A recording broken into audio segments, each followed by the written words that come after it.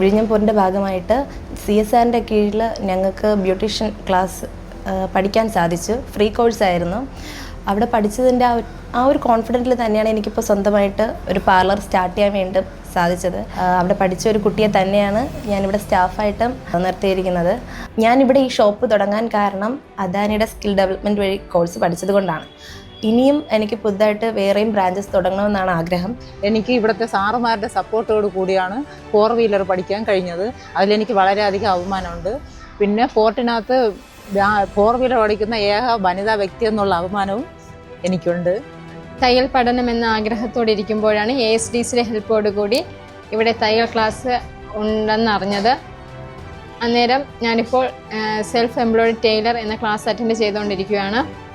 ഇത് കഴിഞ്ഞിട്ട് ഒരു സ്റ്റിച്ചിങ് സെൻറ്റർ തുടങ്ങണമെന്നാണ് ആഗ്രഹം.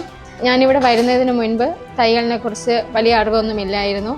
ഇവിടെ വന്നതോടെ ടീച്ചറിൻ്റെ നല്ല ക്ലാസ്സുകളോടുകൂടി ഇപ്പോൾ നല്ല രീതിയിൽ ഇമ്പ്രൂവ്മെൻ്റ് എനിക്ക് തന്നെ ഫീൽ ചെയ്യുന്നു. ഇപ്പോൾ 5 വനിതകളായിട്ട് തുടങ്ങിയത് ഇപ്പോൾ നേതൃനിരയിൽ 3 പേരും ബാക്കി 25 പേര് അദാനി പോർട്ടിനകത്ത് ജോലി ചെയ്യുന്നുണ്ട്.